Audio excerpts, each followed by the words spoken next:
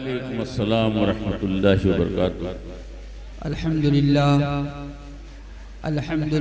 نحمده ونستعینه ونستغفره ونؤمن به ونتوکل علیہ ونعوذ باللہ من شرور انفسنا ومن سیئات اعمالنا من يهده الله فلا مضل له ومن يضلل فلا هادي له ونشهد أن لا إله إلا الله وحده لا شريك له ونشهد أن سيدنا ومولانا ومأوانا ومليانا محمدا عبده ورسوله أما بعد فأعوذ بالله من الشيطان الرجيم بسم الله الرحمن الرحيم يا أيها الذين آمنوا اتقوا الله وكونوا مع الصادقين آمنت باللہ صدق اللہ العظیم۔ آئیے ہم اور آپ بارگاہ رسالت مآب صلی اللہ تعالی علیہ وسلم میں درود شریف کا نذرانہ پیش کر لیں۔ اللہم صلی علی سیدنا و شفیعنا و حبیبنا و نبینا و مولانا محمد مبارک وسلم۔ صلو علیہ صلاۃ و سلام علیک یا رسول اللہ صلی اللہ تعالی علیہ وسلم۔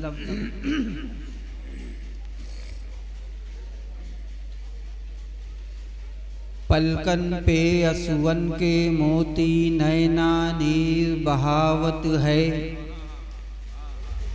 پلکن پہ اسون کے موتی نینا نیر بہاوت ہے، نبی کے در پر چلو شفیع اب دل سے صدا جب آوت ہے، پلکن پہ اسون کے موتی نینا نیر بہاوت ہے، اور سونے بن میں پنچھی کیوں میٹھی راگ میں گاوت ہے، سونے بن میں پنچھی کیوں میٹھی راگ میں گاوت ہے، خلوت میں کیا تجھ کو بھی یاد پیا کی آوت ہے، خلوت میں کیا تجھ کو بھی یاد پیا کی آوت ہے، پلکن پہ اسون کے موتی نینا نیر بہاوت ہے، اور تقوی فتویٰ والا گن مورے پاس نہیں ہے سن،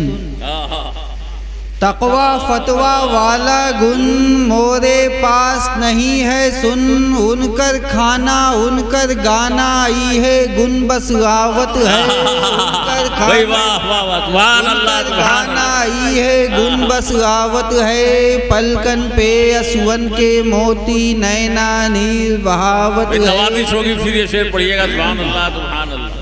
تقوی فتویٰ والا گن مورے پاس نہیں ہے سن، تقوی فتویٰ والا گن مورے پاس نہیں ہے سن، ان کر کھانا ان کر گانا آئی ہے گن بس آوت ہے، ان کر کھانا ان کر گانا آئی ہے گن بس آوت ہے، اور اپنے جیسا کہنے والوں تم پہ چیچک کی ہو مار، اپنے جیسا کہنے والوں تم پہ چیچک کی ہو مار، ان کے جیسن کیہو نہیں قرآن میں آوت ہے، ان کے نعرہ تکبیر، نعرہ رسالت، جشن عید میلاد النبی، بھائی سبحان اللہ سبحان نینا نیر بہاوت ہے، اپنے جیسا کہنے والوں تم پہ چیچک کی ہو مار، اپنے جیسا کہنے والوں تم پہ چیچک کی ہو مار، ان کے جیسن کیہو نہیں قرآن میں آوت ہے، ان کے جیسن کیہو نہیں قرآن میں آوت ہے، پلکن پہ اسون کے موتی نینا نیر بہاوت ہے، اور علم نافع گر جو چاہو اعلیٰ حضرت سے لگ جاؤ، علم نافع گر جو چاہو اعلیٰ حضرت سے لگ جاؤ، رضوی فتوے میں جو ڈوبے مونگا موتی پاوت ہے، پلکن پہ اسون کے موتی نینا نیر بہاوت ہے، نبی کے در پر چلو شفیع اب دل سے صدا جب آوت ہے، اور آخری شعر کہ موہنی صورت مد بھری باتیں مورے تاج شریعت کی، موہنی صورت مد بھری باتیں مورے تاج شریعت کی، ان کی صورت جب سے دیکھا کیہو ناہی بھاوت ہے، ان کی صورت جب سے دیکھا کیہو ناہی بھاوت ہے، پلکن پہ اسون کے موتی نینا نیل بہاوت ہے۔ ایک مرتبہ اور درود شریف کا نذرانہ پیش کر لیں۔ اللہم صلی علی سیدنا و شفیعنا و حبیبنا و نبینا و مولانا محمد مبارک وسلم، صلو علیہ صلاۃ و سلام علیک یا رسول اللہ صلی اللہ تعالی علیہ وسلم۔ حضرات، یہ اللہ تعالیٰ کا بڑا احسان ہے کہ اس نے ہمیں اور آپ کو اس محفل میں بیٹھنے کی توفیق بخشی۔ اگر ہم اور آپ یہاں نہ ہوتے تو شاید کسی چائے خانے میں ہوتے، کسی چوراہے پر ہوتے، کسی گلی کے نکڑ پر کھڑے ہو کر فضول باتوں میں اپنا وقت برباد کر رہے ہوتے۔ اللہ نے ہمیں فضول چیزوں سے بچا کر اپنے حبیب کے ذکر کی محفل میں پہنچا دیا، یہ اس کا احسان ہے۔ اور اللہ تعالیٰ جب اپنے بندوں پہ احسان فرمانا چاہتا ہے تو انہیں ایسی ہی نیکی کرنے کا موقع عنایت کر دیتا ہے۔ اس لیے کہ رحمت حق بہانہ می جوید، رحمت حق بہانہ می جوید۔ اللہ کی رحمت دام نہیں تلاشتی، اللہ کی رحمت بہانہ تلاشا کرتی ہے۔ میرا بندہ کون سا ایسا عمل کرے جس کی وجہ سے ہم اس کی مغفرت کر دیں، اس کی بخشش کر دیں؟ اس لیے کہ اللہ تعالیٰ ماں باپ سے 70 گنا زیادہ اپنے بندوں سے محبت فرماتا ہے۔ یہ اللہ کی رحمت کا معاملہ ہے۔ آپ دیکھیں کہ ایک شخص ہے، 70 سال کی عمر گزر گئی اس کی اللہ کی عبادت میں، جب سے بالغ ہوا، ہوش مند ہوا، تب سے وہ اللہ کی عبادت میں لگا رہا، 70 سال کی عمر تک۔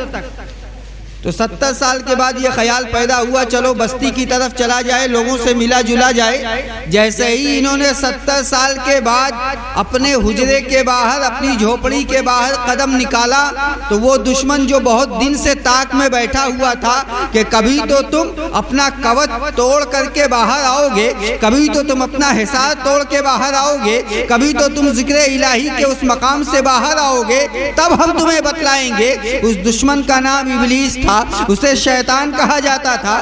جیسے ہی انہوں نے اپنے قدم کو جھوپڑی کے باہر رکھا، اس نے اپنی طاقت کا استعمال کیا اور ہوا بن کر ان کے جسم کے اندر داخل ہو گیا، اور اس کے بعد ان کے ذہن کے اندر پہنچ کر اس نے قبضہ کر لیا۔ پھر اس کے بعد انہیں لے گیا ایک ایسے مکان میں جس میں صرف ایک تنہا عورت رہتی تھی۔ 7 دن تک یہ اس عورت کے ساتھ رہے۔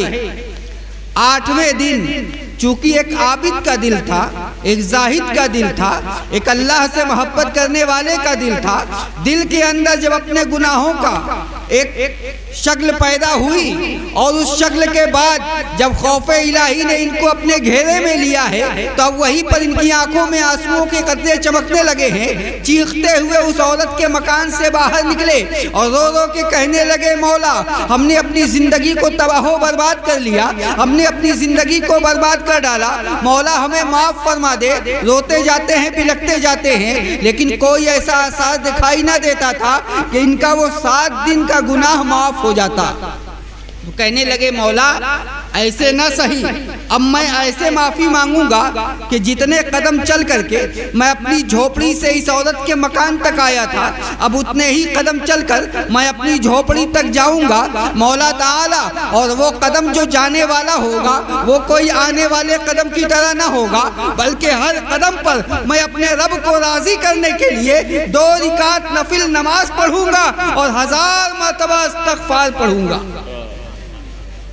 اور اسی انداز کے ساتھ وہ چلے۔ 3 دن گزر گیا مگر اپنی جھوپڑی تک نہ پہنچ سکے۔ 4-5 میل کا فاصلہ 3 دن میں بھی طے نہ کر سکے۔ تیسرے دن بھوک اور پیاس سے نڈھال ہو گئے تو دیکھا کہ ایک جگہ پر کچھ فقیر بیٹھے ہوئے ہیں، کچھ غربا بیٹھے ہوئے ہیں۔ یہ بھی گئے، بھوک لگی ہوئی تھی، سرکتے ہوئے دھیمے دھیمے جا کر ان فقیروں کی صف میں کھڑے ہو گئے، بیٹھ گئے۔ تو چونکہ کمزور تھے لاسٹ میں نہ جا کے پہلے ہی نمبر پہ بیٹھ گئے. سوچنے لگے شاید کوئی انہیں کھانا دینے والا آئے گا تو ہمیں بھی کچھ دے دے گا. کچھ ہی دیر کے بعد ایک شخص آیا اور آنے کے بعد اس نے سب کو 2 روٹیاں عنایت فرمایا. ان کو بھی 2 روٹی ملی اور وہ بانٹتے ہوئے جب پہنچا ہے 13ویں آدمی کے پاس. 12 پہلے سے ایک یہ آ گئے تھے تو 13 ہو گئے تھے. جب وہ 13ویں کے پاس پہنچا تو 12 روٹی لے کے آیا تھا, روٹی ختم ہو گئی. اب وہ پریشان ہو گیا کہ آخر یہ روٹی کیسے ختم ہو گئی. 13واں فقیر یہ کہنے لگا میرے بھائی روز مجھے دیتے تھے, میرا پیٹ بھر جاتا تھا, آج میرے لیے کیوں نہیں لے کے آئے ہو. تو وہ کہنے لگا اگر تم لوگ ایسے ہی اپنی گنتی بڑھاتے رہو تو ہم کہاں تک اپنی روٹی بڑھاتے رہیں گے. اب تم لوگ آپس میں سمجھ لینا. اتنا کہہ کر وہ آدمی چلا جاتا ہے اور ادھر وہ آدمی چلا گیا, ادھر وہ شخص 13واں بھوک کے شدت کی وجہ سے بلکنے لگا, اپنا پیٹ پکڑ کر رونے لگا. مولا میری بھوک مٹانے کا کوئی سبب پیدا فرما دے, کوئی ذریعہ پیدا فرما دے. اب ان کا عالم یہ ہے کہ خود 3 دن سے بھوکے ہیں, مگر جب اس کے آنسوؤں کو دیکھتے ہیں, اس کے دل کے درد کو دیکھتے ہیں, اس کی کیفیت کو دیکھتے ہیں, اس کی آرزو کو دیکھتے ہیں, اس کی تمنا کو دیکھتے ہیں, تو ان کے دل نے پکار کے کہا اللہ تعالی نمازوں سے بعد میں راضی ہوتا ہے, دل خوش کرنے پہ پہلے راضی ہو جاتا ہے. بس یہی سوچ کر انہوں نے اپنے حصے کی 2 روٹیاں نکالی اور اس فقیر کے حوالے کر دیا. فقیر نے روٹی کھائی, اس کی بھوک مٹی, شکم کی آگ بجھی تو دعائیں دیتا ہوا وہاں سے چلا گیا. اب یہ وہاں سے پھر ایک قدم پر, ہر قدم پر 2 رکعت نفل نماز اور 1000 مرتبہ استغفار پڑھتے ہوئے آگے بڑھے. اب چونکہ بھوک لگی ہوئی تھی, 5ویں 6ٹھے دن جب اپنی جھوپڑی کے دروازے پر پہنچے ہیں تو قدم اندر بھی نہ رکھنے پائے تھے کہ اسی وقت زمین پر گرے اور ان کی روح قفس عنصری سے پرواز کر گئی, انتقال ہو گیا. اب بعد از موت رحمت کے فرشتے بھی, عذاب والے فرشتے بھی دونوں حاضر. روح گئی, نامہ اعمال تولا جانے لگا. تو جب 70 سال کی عبادت کے مقابلے میں 7 دنوں کا گناہ تولا گیا تو وہ 7 دن کا گناہ 70 سال کی عبادت پر بھاری آ گیا. اب ان کے پسینے چھوٹنے لگے. یا اللہ اب کیا ہوگا؟ تو بس کہا جاتا ہے لا تقنطوا من رحمت اللہ, اللہ کی رحمت سے مایوس مت ہو. اللہ کی رحمت میں کسی کا ساجہ نہیں ہے. وہ چاہے تو بڑے بڑے عابدوں کو بھی لٹکا کے رکھ سکتا ہے اور چاہے تو ایک بڑے سے بڑے گنہگار کو بھی بخش سکتا ہے. یہ اس کی رحمت کا معاملہ ہے, وہ جیسا چاہے جس کے ساتھ پیش آ جائے. اللہ رب العزت نے فرشتوں سے فرمایا اے میرے فرشتوں تم نے اس کا نامہ اعمال تو چیک کر لیا ہے نا؟ فرمایا مولا ہم صبح و شام اس کے ساتھ رہا کرتے تھے, اس لیے ہم کو جانتے ہیں کہ بس یہی سب کچھ اس کے پاس ہے. تو اللہ نے فرمایا اے میرے فرشتوں جو میں جانتا ہوں وہ تم نہیں جانتے ہو, ذرا اس کا رجسٹر پھر سے تو چیک کرنا. فرشتوں نے جب دوبارہ چیک کیا تو وہی 2 روٹی کا ثواب نکل کے باہر آیا. سبحان اللہ سبحان اللہ. اللہ نے فرمایا اب وہ 7 دن کا گناہ جو 70 سال کی عبادت پر بھاری آ گیا ہے, ذرا اب اس 7 دن کے گناہ کے مقابلے میں اس روٹی کا ثواب تول کر دیکھو. اب جو 7 دن کے گناہ پر 2 روٹی کا ثواب تولا گیا تو 7 دن کے گناہ پر روٹی کا ثواب بھاری آ گیا. عزیزان ملت اسلامیہ, رب کائنات نے فرمایا میرے بندے جا, تیری اسی نیکی کی بنیاد پر ہم نے تیری مغفرت کر دیا, تیری بخشش کر دیا. تو رحمت حق بہانہ می جویت, رحمت حق بہانہ می جویت. اللہ کی رحمت دام نہیں تلاشتی, اللہ کی رحمت بہانہ تلاشا کرتی ہے. میرا بندہ کون سا ایسا عمل کرے, کون سا ایسا اچھا کام کرے. آپ جا رہے ہیں راستے سے تو آپ سوچتے ہوں گے یہ راستہ طے کر رہے ہیں, بڑی بازار کی گلی سے نکل رہے ہیں, سعد اللہ پورا کی سڑک سے نکل رہے ہیں. میرے عزیز اللہ نے اپنی رضا کا ذریعہ ہمارے قدموں کے اندر ڈال رکھا ہے, ہم جب چاہیں اس کا استعمال کر لے. آپ سڑک سے جا رہے ہیں, ایک پتھر پڑا ہوا ہے, اللہ کی رضا کے لیے آپ نے اس پتھر کو اٹھا کے کنارے کر دیا. اب جب تک وہ پتھر کنارے پڑا رہے گا اس وقت تک فرشتے آپ کے نامہ اعمال میں ثواب لکھتے رہیں گے۔ یہ کتنا عظیم الشان بہانہ ہے اللہ کی رحمت کو پانے کا۔ تو اللہ کی رحمت ہر لمحہ یہی چاہا کرتی ہے میرا بندہ کوئی اچھا عمل کرے، کوئی اچھا کام کرے، کچھ ایسا کرے کہ ہم اس کی مغفرت فرما دے، ہم اس کی بخشش فرما دے۔ یہ اللہ کی رحمت، سبحان اللہ، یہ اللہ کی عنایت ہے۔ تو آپ اور ہم جو آج یہاں موجود ہیں یہ اپنی وجہ سے نہیں ہے، اپنے جافشانی کی وجہ سے نہیں ہے، اپنی محنت کی وجہ سے نہیں ہے، اپنے سفر کی بنیاد پر نہیں ہے۔ اگر یہاں آ گئے ہیں تو رب کے رحمت کی بنیاد پر آ گئے ہیں، اس کی عطا کی بنیاد پر آ گئے ہیں۔ اور اللہ کی رحمت اگر ہمیں اپنے گھر سے نکال کر اس محفل میں لا سکتی ہے تو قبر سے نکال کر جنت میں لے جا سکتی ہے، عرش معلیٰ کے اندر نیچے لے جا کر اللہ کے جلووں کا دیدار بھی کرا سکتی ہے۔ اس لیے کہ رحمت حق بہانہ می جوید، رحمت حق بہانہ می جوید۔ اللہ کی رحمت دام نہیں تلاشتی، اللہ کی رحمت بہانہ تلاشا کرتی ہے۔ آئیے اب اس آیت پاک کی طرف چلے جس میں رب کائنات نے فرمایا یا ایھا الذین آمنوا اتقوا اللہ وکونوا مع الصادقین، اے ایمان والو اللہ سے ڈرو اور سچوں کے ساتھ ہو جاؤ۔ اللہ نے سب سے پہلے اس میں فرمایا یا ایھا الذین آمنوا، اے ایمان والو۔ اللہ نے یہ نہیں کہا کہ یا ایھا الناس، اے لوگو تم اللہ سے ڈرو۔ سب اللہ سے نہیں ڈر سکتا۔ نماز پڑھنے کی بنیاد پر کوئی اللہ سے نہیں ڈر سکتا، روزہ رکھنے کی بنیاد پر کوئی اللہ سے نہیں ڈر سکتا، حج کرنے کی بنیاد پر کوئی اللہ سے نہیں ڈر سکتا۔ اگر کوئی یہ سوچتا ہے کہ ہم بہت زیادہ عبادت کریں گے تو یہ اللہ کے خوف کی بنیاد پر ہے تو یہ اس کی غلط فہمی ہے۔ خوف خدا کی دولت اسے میسر آتی ہے جس کے دل کے اندر محبت رسول کی دولت ہوتی ہے، تعظیم رسول کی دولت ہوتی ہے۔ ورنہ آپ اندازہ کریں کہ اگر عبادت کی بنیاد پر کوئی شخص صاحب ایمان ہو جائے، عبادت کی بنیاد پر اگر کوئی خوف خدا کو حاصل کر سکے تو کل میدان محشر میں تمام منافقین، رسول اعظم کے ظاہری حیات کے تمام منافقین کل کھڑے ہو کے یہی کہیں گے یا رسول اللہ ہم آپ کا کلمہ پڑھتے تھے، آپ کے پیچھے نمازیں پڑھتے تھے، آپ کے ساتھ جہاد کرتے تھے، آپ کی محفل میں بیٹھا کرتے تھے، یا رسول اللہ آپ ہماری مغفرت فرمائے۔ تو اللہ فرمائے گا اے منافقو تمہارے پاس کلمہ تو تھا، عبادت تو تھی، جہاد جیسی عبادت بھی موجود تھی، نبی کی محفل میں بھی بیٹھے کرتے تھے، مگر اس کی بنیاد پر تم صاحب ایمان نہیں ہو۔ عبادت تو تھی مگر جو نعمت تمہارے پاس نہیں تھی اس نعمت کا نام ہے تعظیم رسول، اس نعمت کا نام ہے محبت رسول۔ تو ایمان نام ہے محبت رسول کا، سبحان اللہ، سبحان اللہ، عبادت نام ہے محبت رسول۔ مجھے اچھی طرح سے یاد آتا ہے کہ 12 ربیع الاول شریف کے موقع پر میں بڑی بازار کے اس کوئلہ بازار کی طرف ایک پروگرام میں گیا تھا۔ وہاں کوئی صاحب تھے تو ان کے پیٹ میں اس موقع پہ بہت درد ہو رہا تھا۔ اللہ جمیل و یحب الجمال، اللہ خوبصورت ہے اور خوبصورتی کو پسند کرتا ہے۔ اللہ حسین ہے اور اچھی چیزوں کو پسند فرماتا ہے۔ اب آپ مجھے بتلاؤ کہ اللہ تعالیٰ اگر خوبصورت ہے تو خوبصورتی کو پسند کرتا ہے، تو جب اس حدیث پاک کو لوگوں نے دیکھا، اس قول کو لوگوں نے دیکھا، بزرگوں کی اس بات کو لوگوں نے دیکھا تو کہنے لگے لاؤ جب نبی آئے تھے تو یہ کائنات حسین ہو گئی تھی، اس کائنات کی گندگی دور ہو گئی تھی، تو ہم نے بھی اس کو خوبصورت بنا دیا۔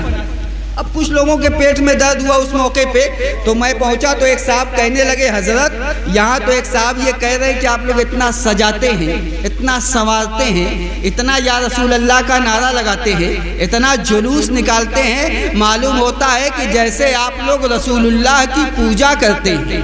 معاذ اللہ ثم معاذ اللہ۔ میں نے کہا اسے پتہ ہی نہیں کہ پوجا نام کس چیز کا ہے، عبادت کہتے کس کو ہے یہ اسی کو نہیں معلوم۔ آئیے دیکھیں کہ عبادت کہتے کس کو ہیں؟ محبت رسول کی نظر ڈالیے کہ حضرت امام اعظم ابو حنیفہ ایک مرتبہ کہیں چلے گئے تو ان کے شاگرد حضرت امام یوسف کے پاس لوگ آئے، فرمایا حضور فلاں علاقے کے عالم کا انتقال ہو گیا ہے، آپ چلیے چل کر اس علاقے کی جگہ کو سنبھال لیجئے، ورنہ اگر کسی کا انتقال ہو گیا، کسی کو دین کا مسئلہ پوچھنا ہوا تو اس وقت لوگ کہاں جائیں گے؟ حضرت بھی اٹھے اور ان لوگوں کے ساتھ چلے گئے۔ ادھر امام اعظم واپس آئے تو پوچھا کہ یوسف کہاں گئے؟ فرمایا حضور وہ فلاں علاقے میں چلے گئے۔ امام اعظم نے فرمایا یوسف چلا گیا بغیر مجھ سے اجازت لیے ہوئے، کیا وہ اپنے آپ کو عالم سمجھنے لگا؟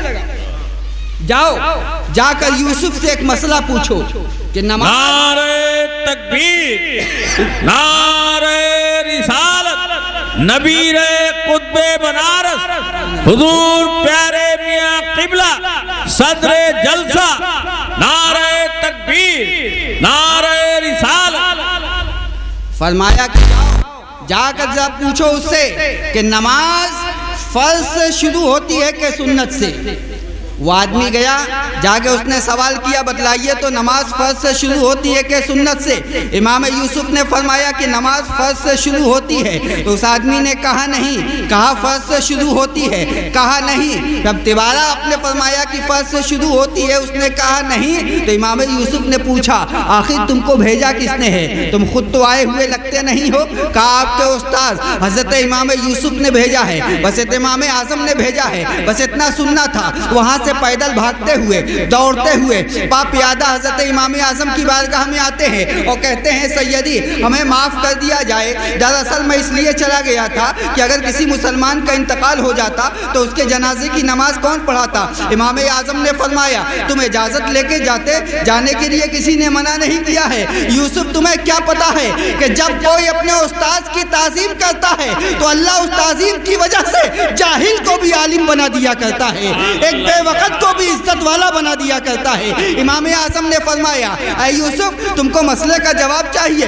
فرمایا حضور عنایت فرما دیا جائے۔ کہا سنو، نماز نہ فرض سے شروع ہوتی ہے نہ سنت سے شروع ہوتی ہے، بلکہ نماز بیک وقت ایک ہی ساتھ فرض اور سنت دونوں سے شروع ہوتی ہے۔ کہا وہ کیسے؟ کہا زبان سے اللہ اکبر کہنا یہ فرض ہے، اور ہاتھ اٹھا کے باندھ لینا یہ ادائے مصطفیٰ ہے، یہ ادائے رسول ہے۔ تو عبادت نام ہے ادائے رسول کا، سبحان اللہ، عبادت نام ہے تعظیم رسول کا۔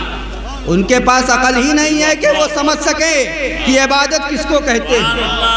ارے جس عبادت میں محبت رسول کا جذبہ نہ ہو وہ عبادت ابلیسی عبادت ہوتی ہے، اور جس عبادت میں تعظیم نبی کا جذبہ آ جائے وہ عبادت فرشتوں والی عبادت ہوتی ہے، وہ ملکوتی عبادت ہوتی ہے، اور ایسی ہی عبادت اللہ کی بارگاہ میں قبول ہوتی ہے۔ سبحان اللہ۔ آگے چلے، آپ دن بھر میں 25 مرتبہ اپنے والدین کو دیکھتے ہیں، رسول فرماتے ہیں 25 بار دیکھنے سے کچھ نہیں ہوتا، ایک بار محبت کے ساتھ اگر اپنے ماں باپ کو دیکھو تو اللہ تعالیٰ اسے ایک مرتبہ دیکھنے کے بدلے میں اسے ایک حج مقبول کا ثواب عطا فرمائے گا۔ سبحان اللہ، سبحان اللہ۔ اب آپ مجھے بتاؤ کہ 1.5 لاکھ روپیہ لگا کے آپ گئے اور قبولیت کی کوئی سرٹیفکیٹ نہیں کہ قبول ہوا یا نہیں، اور یہاں گھر کے اندر قبولیت کی سرٹیفکیٹ اڑ رہی، پکڑ لیں۔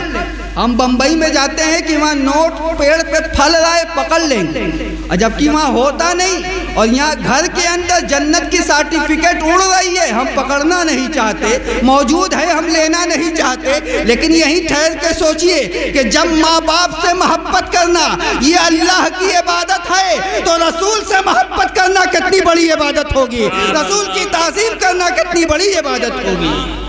یا ایھا الذین آمنوا، ایمان والو، تو ایمان نام ہے تعظیم رسول کا، ایمان نام ہے محبت رسول کا۔ اچھا یہ تو ہم لوگوں کا ایمان رہا، آئیے ذرا دیکھیں کہ انبیاء اور اولیاء کا ایمان کیسا ہوتا ہے۔ اپنا ایمان تو ہم خوب جانتے ہیں، مگر انبیاء اور اولیاء کے ایمان پر نظر رکھے کہ ایک مرتبہ جبریل امی نے اللہ کی بارگاہ میں عرض کیا اے رب کائنات، میں سدرہ پر بیٹھے بیٹھے دیکھ رہا ہوں کہ یہ ابراہیم جن کو تو نے اپنا دوست بنا رکھا ہے، اپنا خلیل بنا رکھا ہے، تو نے ان کی دوستی، اپنی دوستی کا چرچا، ان کی خلت کا چرچا تو نے فرشتوں کی محفل میں کیا ہے۔ اے رب کائنات، میں تو یہ دیکھ رہا ہوں کہ دوستی کا یہ انداز میری سمجھ میں نہیں آتا. وہ زمین پر اپنی 1000 بکریاں لیے ہوئے چرا رہے ہیں اور اتنی دیر میں انہوں نے ایک بار بھی تیرا نام نہیں لیا. مولا ہمیں بھی اجازت ہو جا کے دیکھیں تو کہ تیرا دوست کس منزل پر فائز ہے. اجازت ہوئی. جبریل امین نیچے آئے, حضرت ابراہیم علیہ السلام کے خیمے کے سامنے اترے اور اترنے کے بعد آپ نے آواز لگایا اللہ اکبر. جیسے ہی آواز لگایا ابراہیم علیہ السلام نے خیمے کے اندر سے جب یہ محبت کا نغمہ سنا تو تڑپ کر باہر نکلے. دیکھا ایک انسان کھڑا ہے بلکہ اپنے قدموں کو آگے بڑھا رہا ہے. تیزی کے ساتھ آگے گئے اور فرمایا اے میرے بھائی, محبت کا یہ نغمہ تم نے ہی سنایا ہے, محبت کو جوان کرنے والا یہ جام تم نے ہی پلایا ہے. فرمایا ہاں, آپ کے محبوب کا نام تو ہم نے ہی لیا ہے. کہا ایک بار پھر سے میرے محبوب کا نام سنا دو, ایک بار پھر سے میرے مولا کا نام سنا دو. تو انہوں نے فرمایا پہلے ہم نے اپنی مرضی سے لیا تھا, اب آپ کی مرضی سے اگر لوں گا تو کچھ معاملات کو طے کر لیا جائے. آپ ہمیں کچھ دیں, اس کے بدلے میں ہم اللہ کا نام آپ کو سنائیں گے. بس اتنا سننا تھا. اچھا یہیں پہ نذرانے کا دلیل آ گیا. لوگ شکایت ہی ہوتی مولانا صاحب لوگ نذرانہ لیتے. ارے مانگتے تو نہیں, آپ کے دروازے پر آنے کے بعد اگر ہم نے اللہ و رسول کا نام لے لیا. ارے صحابہ کا عالم یہ تھا کہ وہ نام سننے کے بعد اپنی گردنیں لٹاتے تھے, اور سنیوں کا عالم یہ ہے کہ اپنی دولت لٹاتے ہیں, اپنا مال لٹاتے ہیں. عزیزان ملت اسلامیہ, تو جیسے ہی انہوں نے سنا کہ آپ اس کے بدلے میں کچھ عطا کریں تو ابراہیم علیہ السلام فرماتے ہیں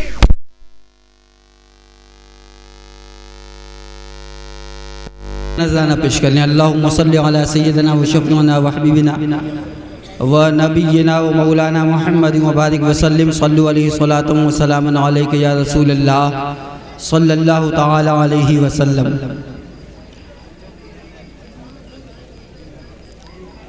حضرت ابراہیم علیہ السلام نے فرمایا کہ میرے بھائی ایک مرتبہ میرے مولا کا نام مجھے سنا دو. تو جیسے ہی انہوں نے فرمایا تو جبریل علیہ السلام نے کہا کہ آپ اس کے بدلے میں کچھ ہمیں عطا فرمائیں. تو آپ نے فرمایا کہ میرے پاس یہ 1000 بکریاں موجود ہیں, اس کے بدلے میں تمہیں 500 بکریاں عنایت کر دوں گا. اتنا سنتے ہی جبرائیل علیہ السلام نے عرض کیا اللہ اکبر.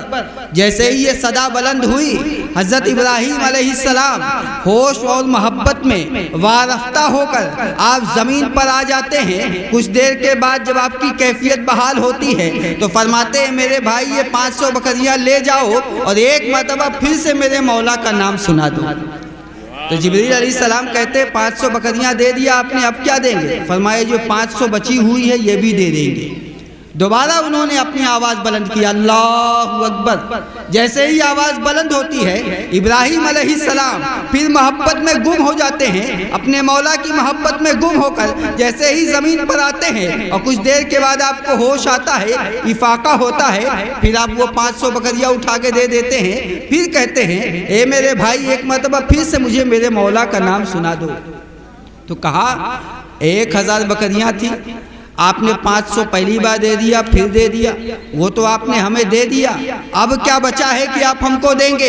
ابراہیم علیہ السلام نے تڑپ کے فرمایا میرے بھائی بکریاں تو لے جا رہے ہو, اس کو چرانے والا کوئی چرواہا بھی تو چاہیے.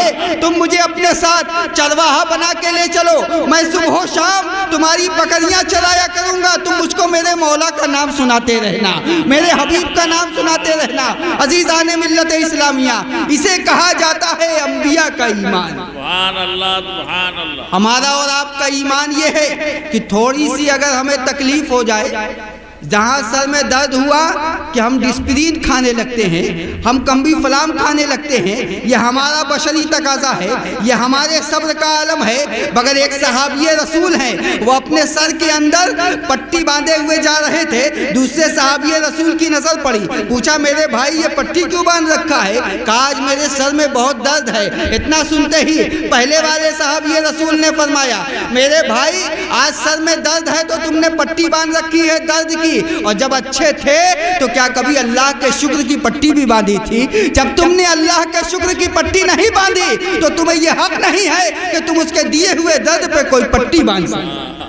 یہ ایمان اور عشق کی باتیں ہوتی ہیں۔ ذرا آگے چلیے کہ محبت کا عالم کیا ہوتا ہے، عشق کا انداز کیا ہوتا ہے۔ جب ایمان اپنی آخری منزل کو پہنچ جاتا ہے تو پھر ایمان نہیں رہتا، وہ عشق میں بدل جاتا ہے، وہ دیوانگی میں بدل جاتا ہے، وہ ایمان والا مستانہ ہو جاتا ہے، اس کا انداز بدل جاتا ہے۔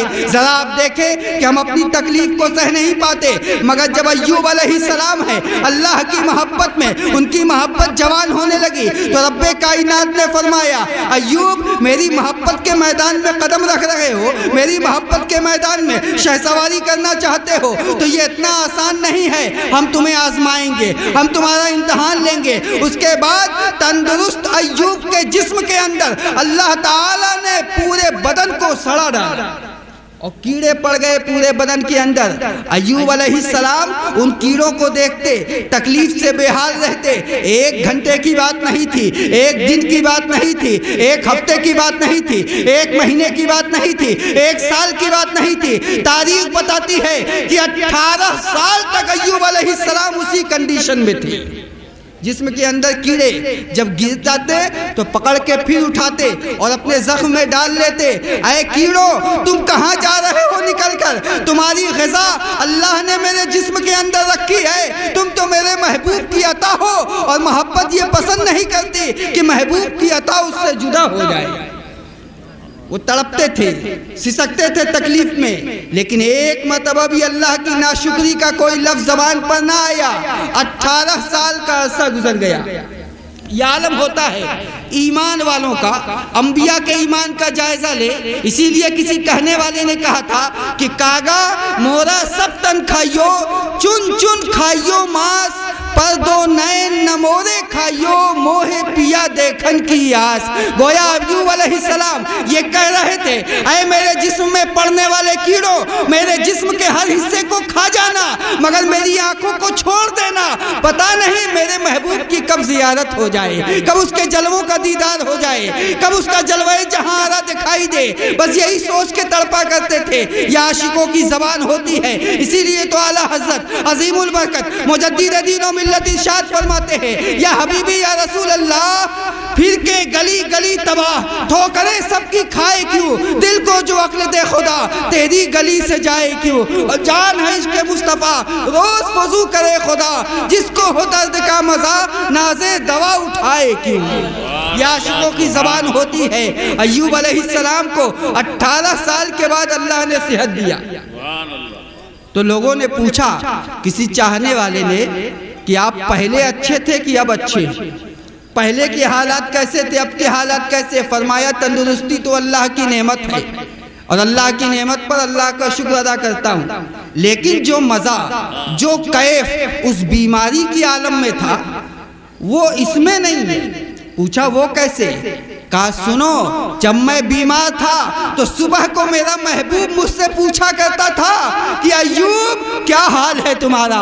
وہ ایک بار پوچھتا تھا، مستی کی ایسی کیفیت طاری ہوتی تھی کہ پورا دن نکل جاتا تھا، پتہ ہی نہ چلتا تھا۔ شام ہوتی تھی وہ پوچھتا تھا ایوب کیا حال ہے تمہارا، اور شام سے صبح ہو جاتی تھی تکلیف کا احساس بھی نہ ہونے پاتا تھا۔ یہ محبت کی بات ہے، لیکن آئیے میں آپ کو بتا دوں محبت کے لیے خوبصورتی کا ہونا ضروری ہے، محبت کے لیے حسن کا ہونا ضروری ہے۔ ایوب علیہ السلام اللہ کی صفت کے جلووں کو دیکھ دیکھ کر اللہ کی ذات کے عاشق ہو چکے تھے، وہ اس کی زیارت کرنا چاہتے تھے۔ ایک عاشق کی زبان تھی۔ آئیے دیکھیں کہ حسن کا عالم کیا ہوتا ہے۔ جب جناب زلیخا حضرت یوسف علیہ السلام کے حسن میں ڈوب گئی تھی تو عورتوں نے تانا مارا تھا، اے زلیخا تم جسے خرید کے لائی ہو اسی کی عاشق بن گئی ہو، تم ملکہ ہو وہ غلام ہے، اور ایک ملکہ غلام کے اوپر عاشق ہو جائے تو یہ ملکہ کی بے عزتی کی بات ہے۔ تانا مارا گیا۔ اب جناب زلیخا کسی عقل مند آدمی کے پاس نہیں گئی تھی، اس کے پاس گئی جس کا دل زندہ تھا۔ جانے کے بعد ان سے فرمایا کہ یہ تو بتائیے کہ آج میری عزت کا سوال ہے، لوگ میرے اوپر تانا مار رہی ہیں، میری سہیلیاں آپ میری عزت بچا لیجئے، اس کا کوئی جواب عنایت فرما دیجئے۔ تو فرمایا ارے اس کا جواب تو بڑا آسان ہے۔ کہا وہ کیسے؟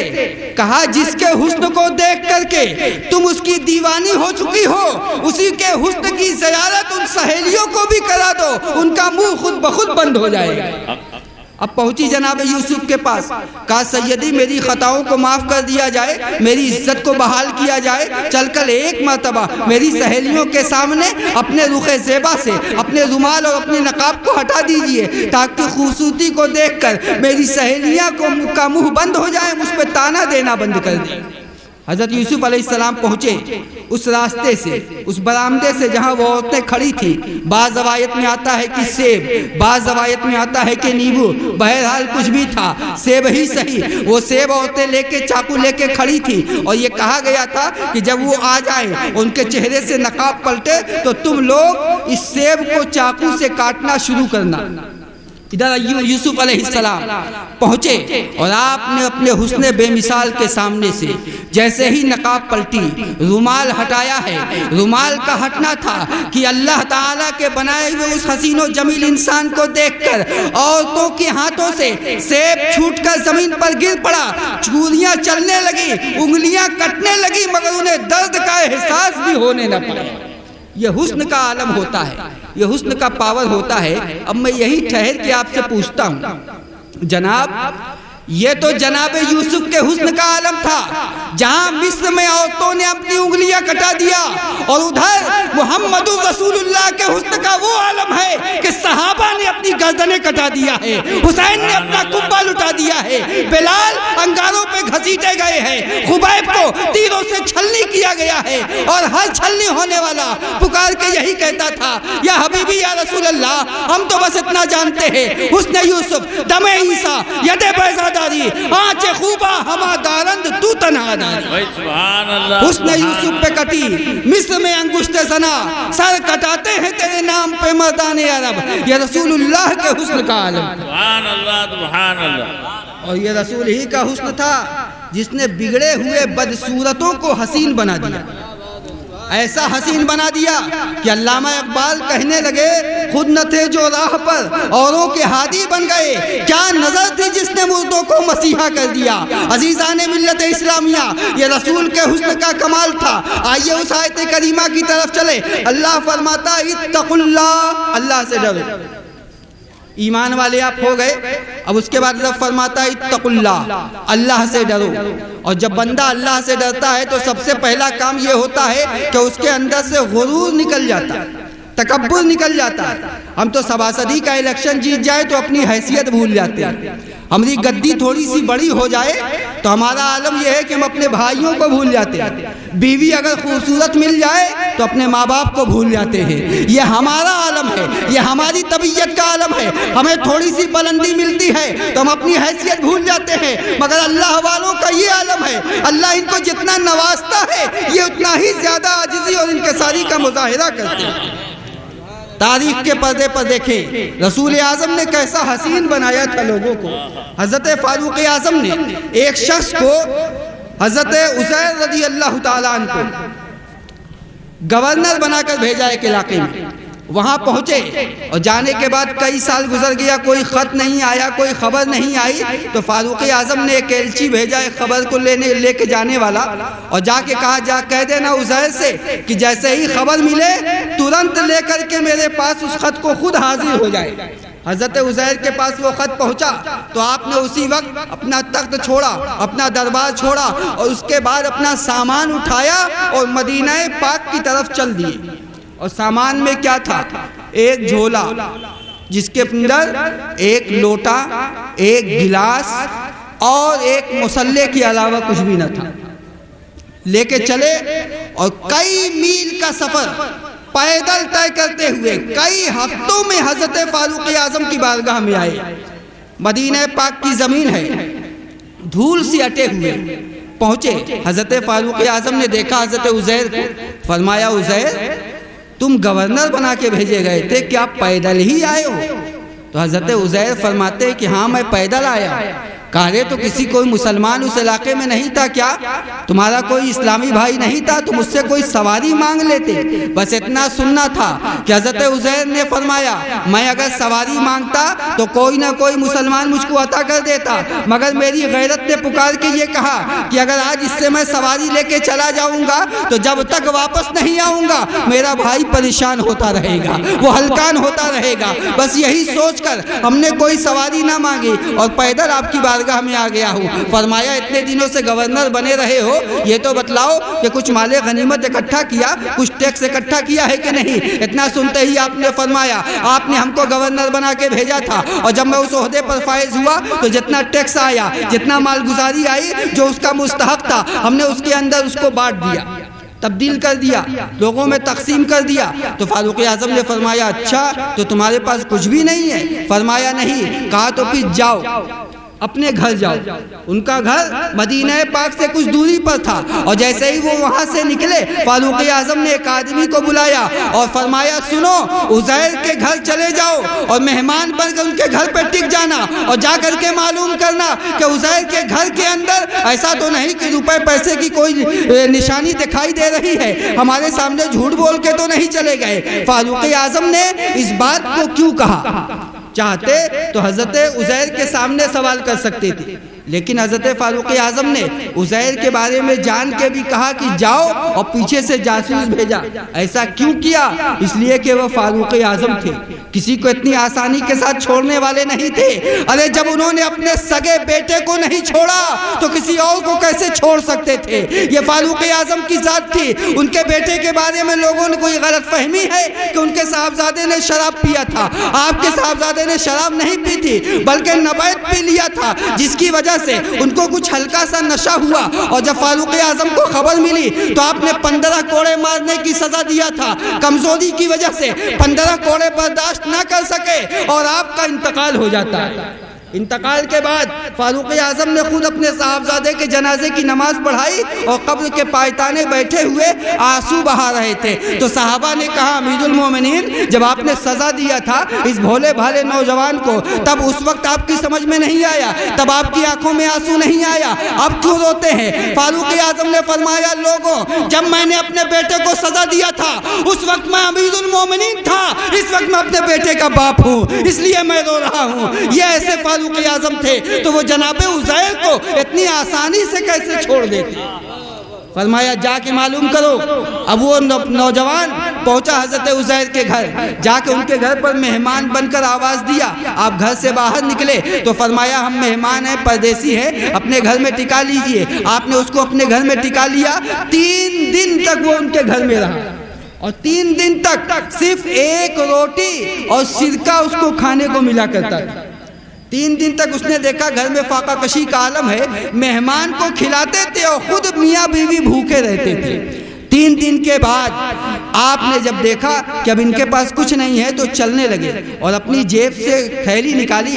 فرمایا یہ فاروق اعظم نے 1000 دینار دیا ہے کہ اسے لے جانا اور لے جا کر کے دے دینا عزیر کو اگر ان کے پاس کچھ دکھائی نہ دے تو انہوں نے کہا یہ فاروق اعظم نے آپ کو انعام میں دیا ہے، اس کو رکھ لیجئے، اس سے اپنی پرورش کیجئے۔ جیسے ہی وہ تھیلی انہوں نے کھولا اور دینار سامنے آتا ہے، حضرت عزیر تڑپ کے فرماتے ہیں یا اللہ جس دنیا کو میں مصر کے اندر چھوڑ کے چلا آیا تھا وہ دنیا آج پھر میرے پیچھے لگ گئی ہے۔ اس کے بعد انہوں نے اپنی بیوی سے فرمایا کیا تم چاہتی ہو کہ اللہ کی رضا کے مقابلے میں دنیا کو پسند کرو؟ اتنا سننا تھا۔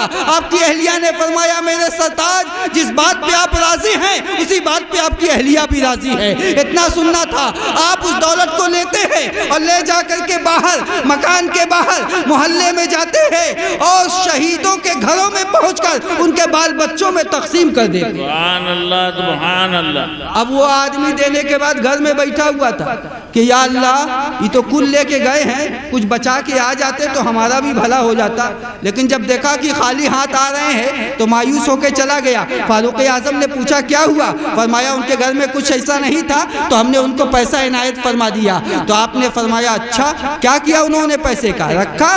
کہا نہیں، غربا و مساکین میں تقسیم کر دیا۔ کہا اچھا بلاؤ ان کو۔ پھر بلایا گیا، آج خبر گئی، دوسرے دن وہ آئے۔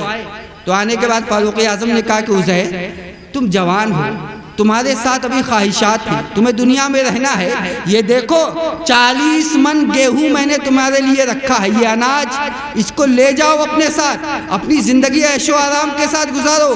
تو حضرت عزیر مسکرا کے کہتے ہیں اے فاروق اعظم مجھے اس گیہوں کی ضرورت نہیں ہے، میں اپنے گھر کے اندر 2 کلو اناج چھوڑ کے آیا ہوں، جب وہ ختم ہو جائے گا تو میرا مولا انتظام فرما دے گا، میرا اللہ انتظام فرما دے گا۔ عزیزان ملت اسلامیہ، ان کے انتقال کے بعد فاروق اعظم ان کی قبر کے پائتانے کھڑے ہو کر صحابہ سے کہتے ہیں اے صحابہ اپنی خواہشوں کو بیان کرو۔ لوگوں نے کہا اگر میرے پاس دولت ہوتی تو ہم جہاد کرتے، مسلمانوں کی فلاح و بہبود پہ خرچ کرتے۔ کسی نے کہا میرے پاس طاقت ہوتی تو ہم چاہے زمزم سے پانی نکالتے اور حاجیوں کو پلاتے۔ فاروق اعظم نے مسکرا کے فرمایا اگر مجھ کو میری خواہش تو یہی ہے کہ اگر مجھ کو عزیر جیسے نوجوان مل جاتے تو میں ان کو گورنر بناتا اور مسلمانوں کا والی بنا دیتا۔ سبحان اللہ سبحان اللہ۔ اتقوا اللہ، اللہ سے ڈرو۔ حضرت عزیر ایسے کیوں ہو گئے؟ ہم بھی تو ہیں کلمہ پڑھنے والے، ہم بھی تو ہیں نمازیں پڑھنے والے، ہم بھی تو ہیں خوب اللہ و رسول کا نام لینے والے، مگر ہمارا عالم یہ ہے کہ اگر 10 روپے کی نوٹ سڑک پہ گری ہو تو اس کو اٹھانے کے لیے چاہے ہمیں کسی کو دھکا دینا پڑے گا تو ہم دے دیں گے، مگر اس حرام کے ناجائز کے مال کو ہم اٹھانے کی جد و جہد کرتے ہیں۔ ہمارا کلمہ ہمیں روک نہیں پاتا، ہماری عبادت ہمیں روک نہیں پاتی، لیکن وہاں عالم یہ تھا کہ انہیں دنیا اپنی طرف کھینچ رہی تھی اور وہ دنیا کو اپنے ٹھوکروں میں رکھے ہوئے تھے۔ اس کی وجہ صرف یہ تھی کہ اتقوا اللہ، ان کا دل خوف خدا سے چمک رہا تھا، اللہ کی محبت میں چمک رہا تھا، اور جب بندے کا دل اللہ کی محبت میں چمکتا ہے تو پھر دل نہیں ہوتا ہے، اس کی کنڈیشن بدل جاتی ہے۔ اسی لیے اعلیٰ حضرت عظیم البرکت مجدد دین و ملت ارشاد فرماتے ہیں یا حبیبی یا رسول اللہ چمک تجھ سے پاتے ہیں سب پانے والے، میرا دل بھی چمکا دے چمکانے والے، برستا نہیں دیکھ کر ابر رحمت، بدوں پہ بھی برسا دے برسانے والے۔ یہ دل چمکتا ہے، اور جب دل چمکتا ہے تو کنڈیشن ہی بدل جاتی ہے۔ ایک شخص نے خواب دیکھا تھا کہ میں اللہ کے عرش کو اپنے کاندھے پہ اٹھا کے لے جا رہا، آنکھ کھلی، گھبرا گیا، اپنے پیر صاحب کے پاس گیا، کہا حضور میں نے تو ایسا خواب دیکھا۔ کہا خواب بہت ٹیپیکل ہے، چلے جاؤ بغداد، وہاں پر شہنشاہ اولیاء سیدنا جنید بغدادی موجود ہے، ان سے خواب کی تعبیر معلوم کرنا۔ وہ جب بغداد پہنچا تو معلوم ہوا کہ حضرت جنید بغدادی کا انتقال ہو گیا۔ سوچنے لگا کہ اب میں کیا کروں، ان کا تو انتقال ہو گیا، لیکن پھر خیال پیدا ہوا چلو کوئی بات نہیں، کم سے کم ایک اللہ والے کے جنازے میں تو شامل ہو جائیں۔ ہمارے اور آپ کے محلے میں بھی ایسا ہوتا ہے، لیکن الٹا اگر کسی کا ایک کرگاہ ہے اس کا انتقال ہو گیا تو اس میں 10 آدمی، کسی کے پاس 5 کرگاہ ہے اس کا انتقال ہو گیا تو 500 آدمی، اور کسی کے پاس اس سے زیادہ کرگاہ ہے تو اس سے زیادہ آدمی۔ جتنی رشتہ داری مضبوط ہوگی اتنے زیادہ آدمی، جتنی بلڈنگ مضبوط ہوگی اتنے زیادہ آدمی۔ ہم یہ سوچ کے چلتے ہیں کہ جانے والا تو چلا گیا، مگر سیٹھ صاحب کا بچہ تو دیکھ رہا ہے، سیٹھ صاحب کا بھتیجا تو دیکھ رہا ہے۔ ہم دکھانے کے لیے بھیڑ بناتے ہیں، ہمیں کیا معلوم کہ جنازے کے نماز کی فضیلت کیا ہے۔ رسول اعظم ارشاد فرماتے ہیں اے لوگو جب تم کسی مومن کے جنازے میں شامل ہو تو پہلے داہنی طرف سے آؤ اور ان کے کاندھے کی طرف سے کاندھا دو، ان کے سرہانے کی طرف سے 10 قدم چلو، پھر پائتانے آؤ 10 قدم چلو، پھر بائیں طرف سے ان کے کاندھے کی طرف جا کر 10 قدم چلو، اور پھر اس کے بعد پائتانے آ کر 10 قدم چلو۔ سرکار فرماتے ہیں کہ جو اس طرح سے 40 قدم کسی جنازے کے ساتھ چلے گا اللہ تعالیٰ 40 قدم کے بدلے میں اس کے 40 کبیرہ گناہوں کو معاف فرما دے گا۔ آپ اندازہ کریں کہ جب ایک عام ولی کے عام مومن کے جنازے کا یہ عالم ہے تو اللہ کے ولی کے جنازے کا عالم کیا ہوگا۔ بس یہی سوچ کے وہ جنازے میں شامل ہوا، اور جب شامل ہوا تو جب کاندھا دیا اس نے داہنی طرف سے تو اس کا کاندھا اور حضرت کا سر، تو دھیرے سے کہتا ہے حضرت ہم تو خواب کی تعبیر معلوم کرنے آئے تھے، ابھی بیان نہیں کیا کہ گہوارے سے آواز آئی، چارپائی کے اندر سے آواز آئی کفن سے کہ تیرے خواب کی یہی تو تعبیر ہے۔ فرمایا یہ کون سی تعبیر ہوئی؟ فرمایا کیا تجھے نہیں معلوم کہ رسول اعظم نے ارشاد فرمایا ہے کہ مومن کا دل نہیں ہوتا ہے، اللہ کا عرش ہوتا ہے۔ تو میرا جنازہ لے کے نہیں جا رہا ہے، اللہ کا عرش لے کے جا رہا ہے۔ یہ مقام کیوں میسر آ گیا؟ اس لیے کہ دل کے اندر اللہ کا خوف پیدا ہو گیا، اللہ کی محبت پیدا ہو گئی۔ یہ محبت اللہ کی، یہ خوف اللہ کا ایسا ہوتا ہے جو ادنا کو اعلیٰ بنا دیتا ہے، چھوٹے کو بڑا بنا دیتا ہے، غوث کو غوث اعظم بنا دیتا ہے اور قطب کو قطب اعظم بنا دیتا ہے۔ سبحان اللہ سبحان اتقوا اللہ، اللہ سے ڈرو۔ ہمارا اور آپ کا معاملہ یہ ہے کہ ہم ڈرنا ہی نہیں چاہتے، ہم تو بس اتنا چاہتے ہیں کہ ہمارے گھر ہمارے محلے میں کوئی پاورفل آدمی ہے تو اس سے ڈرو، کوئی چودھری ہے تو اس سے ڈرو، کوئی مافیا ہے تو اس سے ڈرو، مگر ہم اللہ سے نہیں ڈرتے۔ اللہ سے ڈرنے والوں کا عالم یہ ہوتا ہے کہ ایک جنگل ایسا بھی تھا جس کے اندر ایک اللہ کا ولی بیٹھا ہوا اللہ کی عبادت میں مشغول رہتا تھا، اور جانور اس جنگل میں اتنے رہتے تھے کہ کسی کی ہمت نہ پڑتی تھی کہ اس جنگل کے اندر جا سکے، اور دور سے وہ اللہ کا ولی ایک پتھر پر بیٹھا ہوا لوگوں کو دکھائی دیتا تھا۔ تو ایک شخص جو اللہ کا محبوب تھا وہ بھی اسی جنگل میں پہنچا، چل کے دیکھے تو آخر ان کے محبوبیت کا راز کیا ہے، ان کی بلندی کا راز کیا ہے، جانور ان کی اطاعت کرتے ہیں اس کا راز کیا ہے۔ وہ بھی پہنچا جنگل میں اور جا کر وہ بھی پتھر کی دوسری جانب بیٹھ کر اللہ کی عبادت کرنے لگا۔ 40 دن نکل گیا، 41ویں دن پہلے والا ولی اس ولی کی بارگاہ میں آیا، فرمایا میرے بھائی یہاں کیا کر رہے ہو؟ کہا بس ایک چیز معلوم کرنے آیا ہوں، ہمیں بتلا دیا جائے کہ آخر آپ کی محبوبیت کا راز کیا ہے۔ فرمایا اچھا، ابھی اتنا ہی کہا تھا کہ سارے جانور اکٹھے ہو گئے اور ایک خوخار جانور نے چھلانگ ماری اور اس ولی جو پہلے سے تھا اس کے کاندھے پر آ کے سوار ہو گیا، اور ان کا عالم یہ ہے کہ وہ مسکرائے ہوئے اس سے بات کر رہے پہلے دوسرے والے سے، اور بات کر لیا، پھر اس کے بعد وہ بھی اترا دھیرے سے اور چلا گیا۔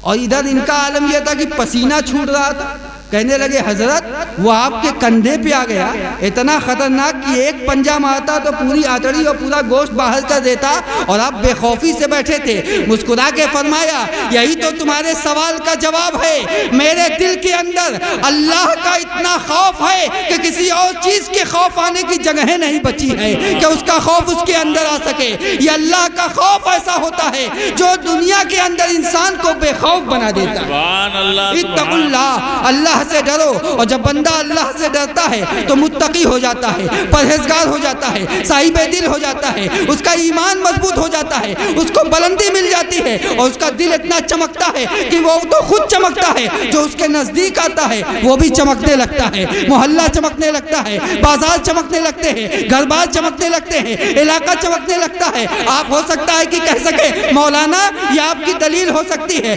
مولانا یہ آپ کا ڈائلاگ ہو سکتا ہے کہ کوئی ایک دل والا کسی پورے شہر کو چمکا دے۔ آئیے ہم آپ کو دکھائیں کہ دل والے جن کا دل چمکتا رہتا ہے وہ کس انداز سے چمکاتے ہیں۔ اسی ہندوستان کی سرزمین ہے جہاں پر کہ ایک آنے والا آیا تھا جس کا دل چمک رہا تھا، جس کا ذہن چمک رہا تھا، جس کی نظریں چمک رہی تھی، جس کی روح چمک رہی تھی۔ جب وہ پہنچا ہے ہندوستان کی سرزمین پر جس کو دنیا حضرت غریب نواز کے نام سے جانتی ہے، حضرت خواجہ کے نام سے جانتی ہے، معین الدین چشتی اجمیری سنجری کے نام سے پکارتی ہے، وہ پہنچے تو آنے والا اکیلا آیا تھا، مگر تاریخ یہ بتاتی ہے کہ 1-2 کو نہیں، 10, 20, 25, 50 ہزار کو نہیں بلکہ 90 لاکھ غیر مسلموں کو اسلام میں داخل فرمایا آپ نے۔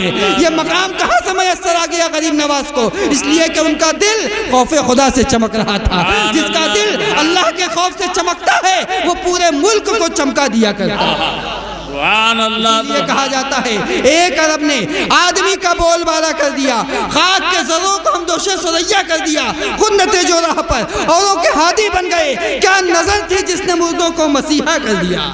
یہ رسول اعظم کی تربیت تھی، یہ رسول اعظم کی اطاعت کا رزلٹ تھا، یہ رسول اعظم سے محبت کرنے کا انداز تھا۔ جیسے جیسے لوگوں نے رسول اعظم کی محبت میں اپنے آپ کو فنا کیا ہے، اللہ نے کامیابی کو ان کا مقدر بنا دیا تھا، کامرانی کو ان کا مقدر بنا دیا تھا۔ آج کروڑوں کی تعداد کے اندر ہم بیٹھے ہوئے ہیں مگر ناکامیاب دکھائی دیتے ہیں، اور وہ چند ہوتے تھے اور چاند کے اوپر دکھائی دیتے تھے، مقام بلند دکھائی دیتا تھا، عرش اعظم تک دکھائی دیتے تھے۔ کسی کہنے والے والے نے کہا تھا انسان کل تو عرش سے اونچا تھا شکیل، آج اس قدر گھٹا کے کمر تک پہنچ گیا۔ عزیزان ملت اسلامیہ، یہ انسان کا گھٹنا تبھی ہوتا ہے جب دل سے خوف خدا گھٹ جاتا ہے، تعظیم رسول گھٹ جائے، محبت رسول گھٹ جائے۔ یہ محبت رسول کی دولت، یہ خوف خدا کی دولت ہمیں یہاں بھی کامیابی عطا فرماتی ہے اور مرنے کے بعد بھی کامیابی عطا فرماتی ہے۔ رب کائنات کی بارگاہ میں دعا ہے مولا تعالی ہم سب کو جب تک اس دنیا میں رکھے اپنا اور اپنے حبیب کا بنا کے رکھے، اسلام پر عمل کرتے ہوئے رکھے، جب اس دنیا سے اٹھائے تو محبت رسول کے سائے میں اٹھائے۔ وما علینا الا البلاغ۔ السلام علیکم۔